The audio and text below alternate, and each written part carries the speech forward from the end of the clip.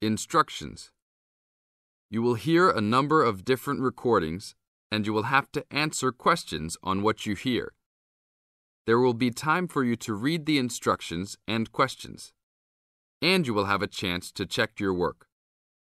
All the recordings will be played once only. The test is in 4 sections. Write all of your answers in the listening question booklet. At the end of the real test, you will be given 10 minutes to transfer your answers to an answer sheet. Now turn to Section 1 of your booklet. Section 1. You are going to hear a conversation which happened in a travel agency. First, you have some time to look at questions 1 to 5.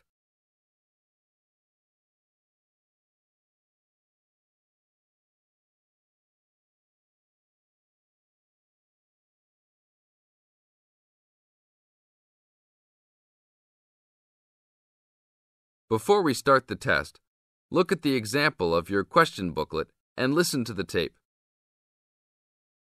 Hi, I would like to make a reservation for a round-trip plane ticket from London to New York. Welcome to the Student Travel Agency. London to New York. Let me see if we have any student specials for that flight. Yes, we do in fact. What days would you like to fly? I am looking for a flight around the 10th of October or so. In the tape, the man says he will fly from London to New York. Therefore, A is the correct answer. Now we will play the recording. Listen to the tape and answer questions 1 to 5. Hi, I would like to make a reservation for a round-trip plane ticket from London to New York. Welcome to the Student Travel Agency. London to New York. Let me see if we have any student specials for that flight. Yes, we do in fact. What days would you like to fly? I am looking for a flight around the 10th of October or so. And how about your return date? Ideally, the 31st of October. Let me check our computers to see if these dates are available. Are you looking for economy class or first class? Economy class will be just fine. We have an open flight on the 10th, but for your returning flight, the 31st of October is already fully booked. If you want to upgrade to first class, there are openings for the 31st. Just a few seats left, though. How much do I have to add for first class? First class will be around 20 to 25% more. Well, that is not worth it. I would rather just fly on another day. Do I have any other options? There are open seats back to London on the 1st of November. There are openings for first class that day too. No, I won't be able to do that because I have to work. Is there anything before the 31st? Maybe the 30th or 29th? Let me check. You can fly on the 29th, but not the 30th. The 29th is a little bit early. Is there any way I can be on a waiting list of some sort? Of course, but you should still confirm a return date just to be safe. OK. How about if I book a return date on the 29th and add my name to the waiting list for the 31st? Can I do that? Sure, I can do that for you. Do you also want to add your name on the waiting list for the 30th also? I would recommend this in the scenario that you do not get the flight for the 31st. That is a good idea. How much will the round trip cost? I will calculate your price for you. Your total will be £565, not including tax. Now look at questions 6 to 10.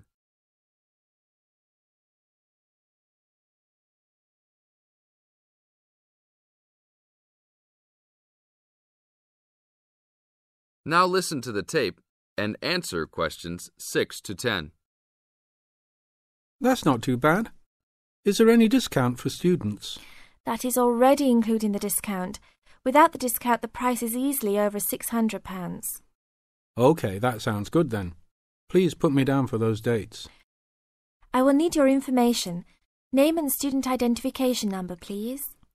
Kenneth Conley, student ID 92123020. Your phone number, please. 87052109. Please tell me your mailing address. 354 Westchester Drive, London. Thank you very much, sir. How would you like to pay for the ticket? I think I will pay in cash. Well, you don't need to pay right now, just when you come to pick up the tickets. You will need to pick up the tickets at least 2 weeks before departure. That is no problem. One quick question. What happens if for some reason I need to cancel my trip?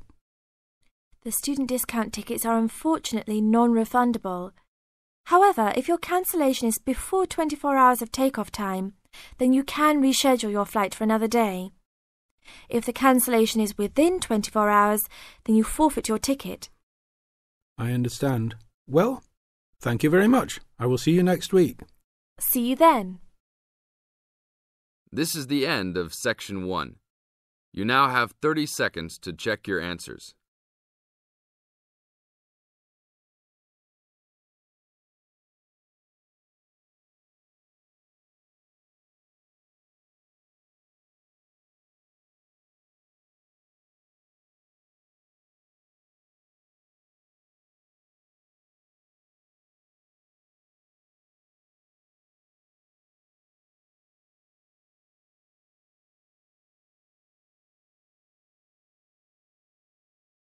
Now turn to Section 2. Section 2. You are going to hear an orientation talk. First, you have some time to look at questions 11 to 15.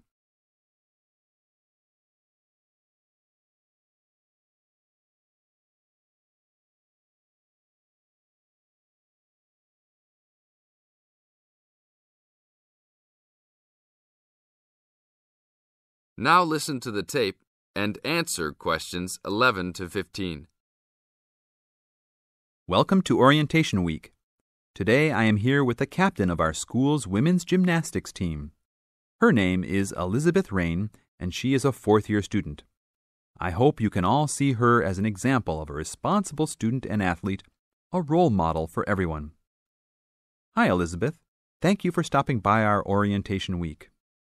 Thank you for having me. Welcome to our university, everyone. If there are any of you thinking about joining our school's athletic program, I would strongly encourage you to do it.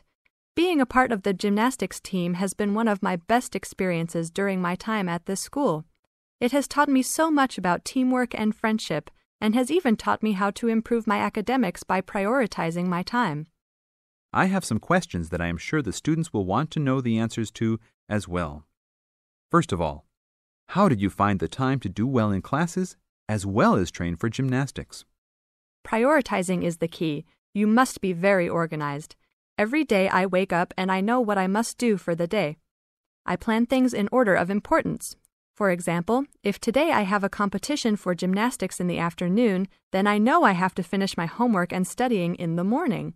In other words, keeping an organized schedule of your priorities is very important.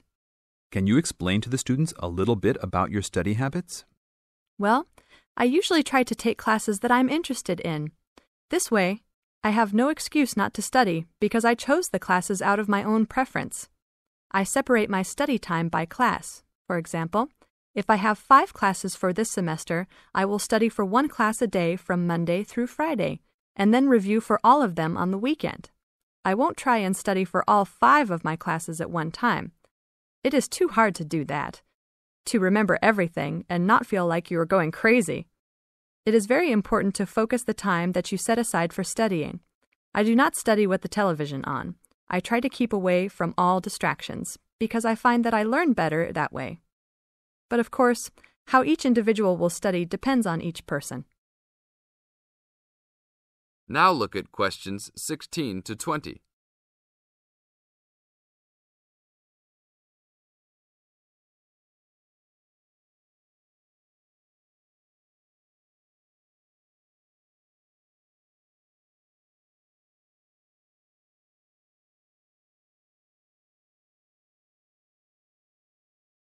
Now listen to the tape and answer questions 16 to 20.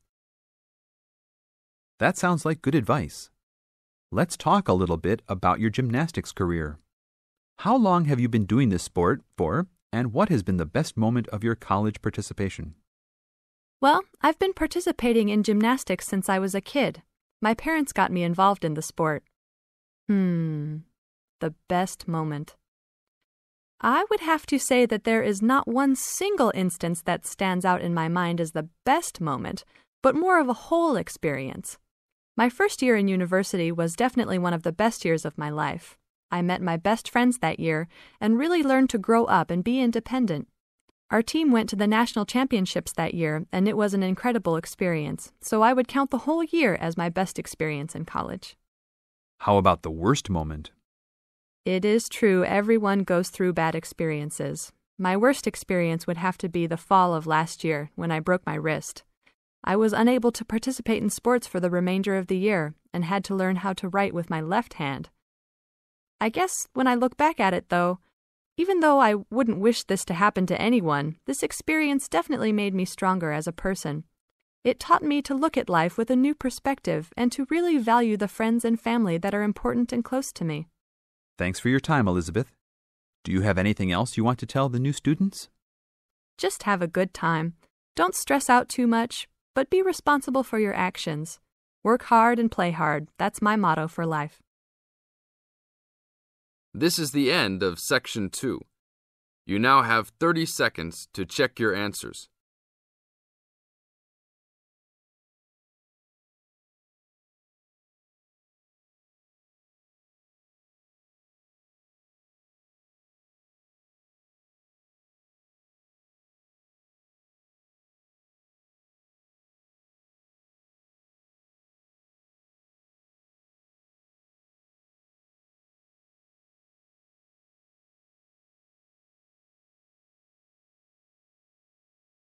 Now turn to Section 3. Section 3. You are going to hear a conversation between a student and a tutor. First, you have some time to look at questions 21 to 25.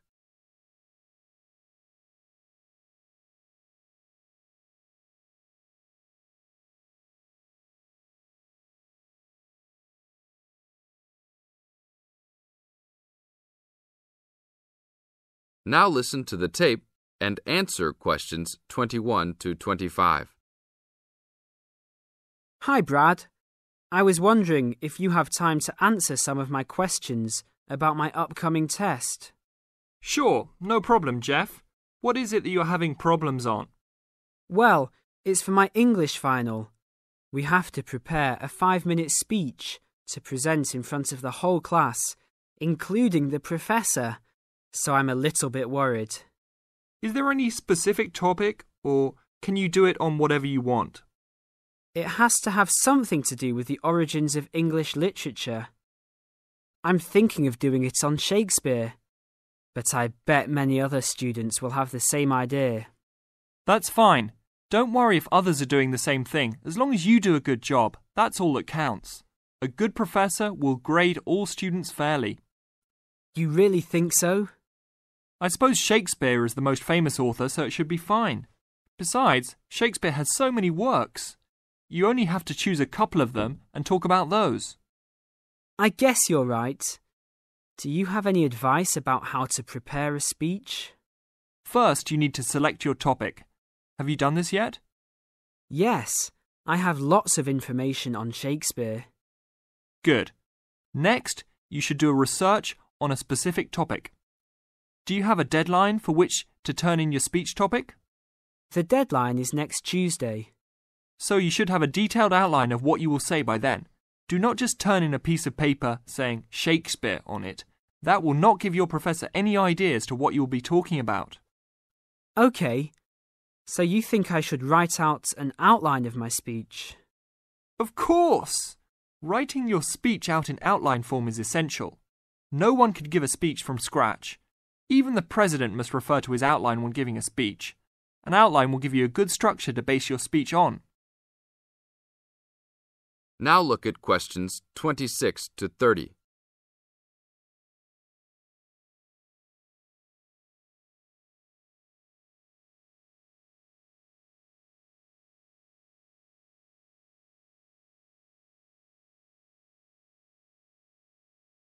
Now listen to the tape and answer questions 26 to 30.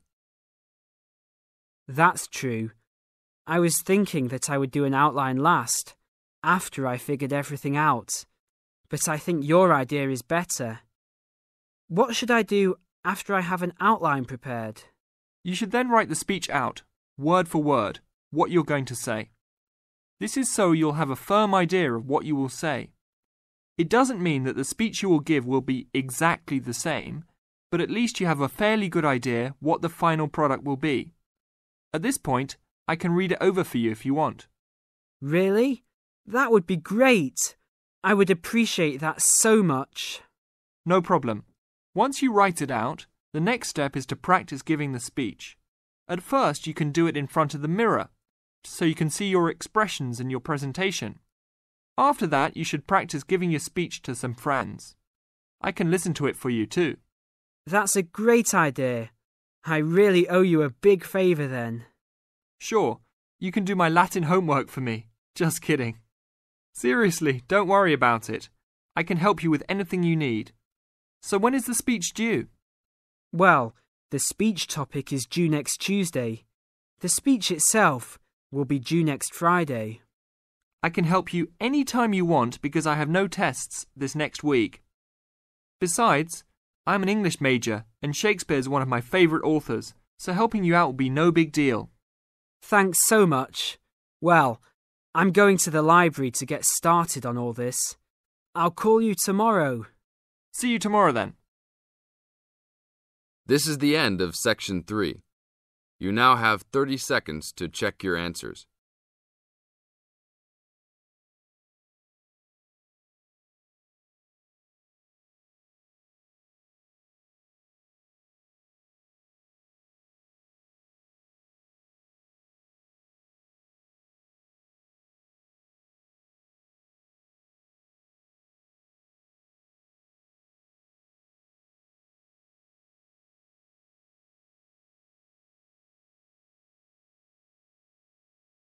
Now turn to Section 4. Section 4. You are going to hear a lecture. First, you have some time to look at questions 31 to 40.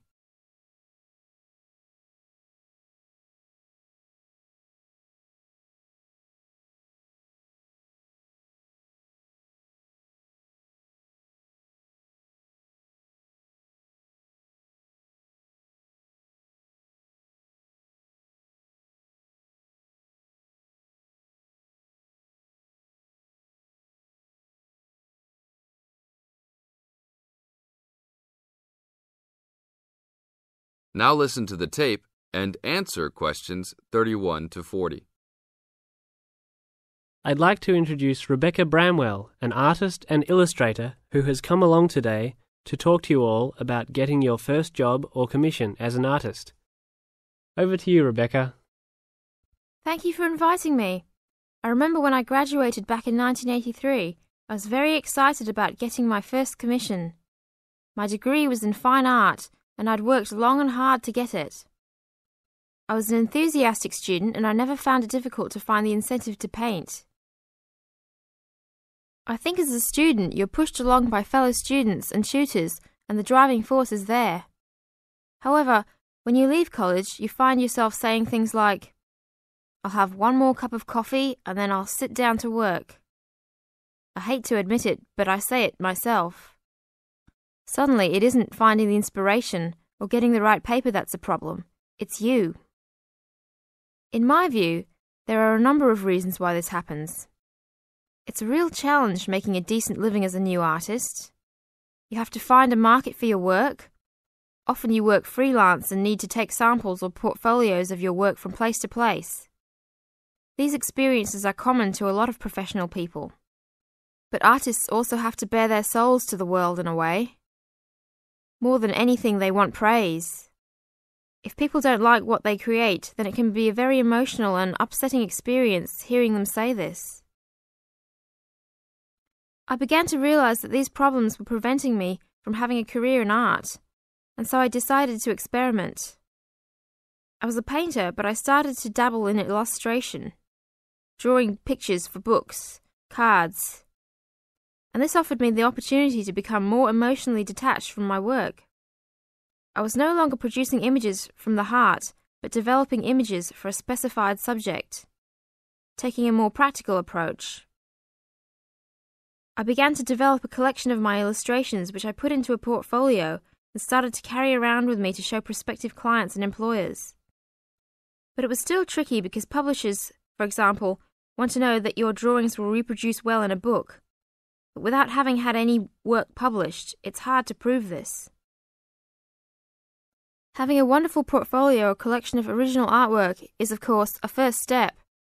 But what most potential clients would like to see is printed artwork, and without this evidence, they tend to hold back still when it comes to offering a contract. Well, I overcame this problem in two ways, and I suppose this is my advice to you on preparing your portfolio of your best work. The first way was by submitting my work for a competition. The one I chose was for a horoscope design and was sponsored by a top women's magazine.